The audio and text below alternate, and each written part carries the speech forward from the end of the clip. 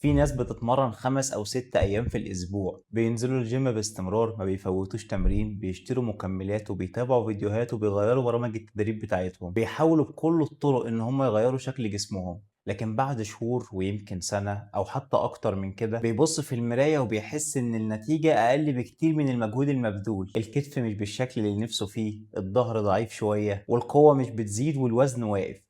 فالإحباط يزيد ويبدأ يسأل: هو أنا بعمل إيه غلط؟ وأغلب الناس بترد عليه بنفس النصايح اللي كلنا عارفينها: اتمرن أكتر، شد على نفسك، زود كارديو، قلل أكل، اشتري مكملات. لكن الحقيقة مختلفة تماما عن كده. المشكلة مش إنك بتعمل قليل، المشكلة هنا إنك بتعمل كتير بس بدون نظام يخلي جسمك يستفيد من المجهود ده. أغلب الغلطات في المجال بتاعنا ده إن الناس فاكرة إن النتيجة بالمجهود الأكتر، بالإرهاق، بالتعب، وبالنسبة لهم كل ما تتعب أكتر كل ما التمرين ده أحسن، وكل ما تتمرن أيام أكتر كل ما النتائج هتتحسن أسرع، وطبعا كل ما تحس بألم عضلي يبقى هتحس بتطور عضلي. لكن في الحقيقة إن التقدم شيء والتعب شيء تاني خالص. ممكن تخرج من التمرين متكسر بس ما تحققش أي نتائج، أو ممكن تتمرن بحجم قليل وتلاقي النتائج ممتازة. وخليني أقولك إن هنا الفرق مش في المجهود، الفرق في جودة المجهود. وتوقيت المجهود بيفرق مع قدرة جسمك على الاستفادة منه، لأن الجسم مش بيفكر بالطريقة اللي بتفكر بيها الناس ولا العقول. يعني هو مش يجي يقولك إن الشخص ده تعب كتير قوي فأنا هديله نتائج ممتازة قوي، لكن يقولك شوية حاجات: التحفيز مناسب، الأكل اللي بيدخل كفاية،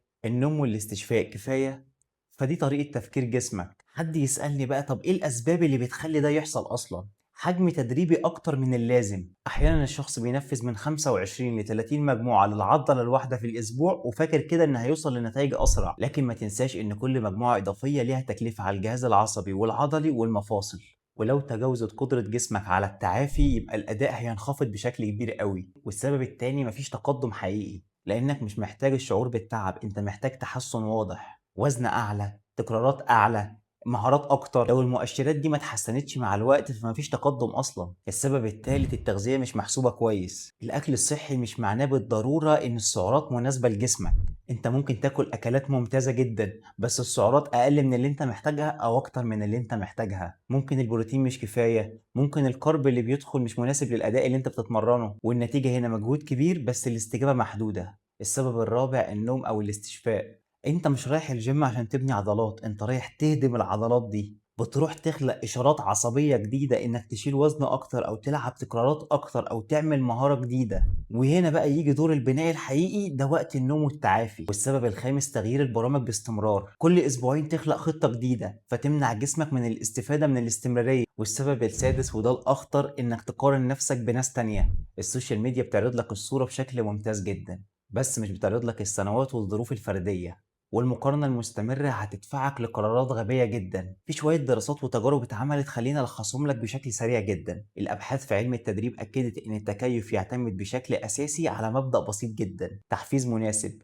استشفاء كافي، تكرار مستمر، تلاقي نتيجة على طول. ولو زاد التحفيز على قدرة التعافي هيبدأ الأداء ينخفض بشكل كبير. ولما تظبط حجم التدريب، النوم والاستشفاء، الأكل، المتابعة الأسبوعية، تبدأ النتائج تظهر بشكل سريع أول كام أسبوع. أقول لك شوية حلول سريعة كده ممكن تستفاد منها بشكل كبير. لو أنت بتتمرن كتير بس مش شايف نتائج واضحة، جرب تمشي على الخطوات دي. ثبت برنامجك، سجل الأوزان والتكرارات بتاعتك، راقب أدائك أسبوعيا واحسب السعرات والماكروس بتاعتك. الحل التاني بقى: حسن جودة النوم بقدر الإمكان وركز على المؤشرات الحقيقية: القوة، القياسات، الصور، أدائك في التمرين، المهارات اللي انت بتتعلمها. المشكلة هنا في التفاصيل اللي مش هتشوفها لوحدك، ومن هنا تيجي أهمية وجود خطة واضحة ومتابعة حقيقية. عشان كده هتلاقي في الويب سايت كل الأنظمة اللي انت هتحتاجها. كل برنامج تدريبي من الأنظمة دي هتلاقي صورة موضحة التمرين، ديسكريبشن عن التمرين، ولينك فيديو للتمرين. نظامك الغذائي هتلاقيني موضحهولك بالكالوريز والماكروز والصور كمان، وهتلاقي في اقتراح تحت كده في ازاي تعمل الوصفة دي.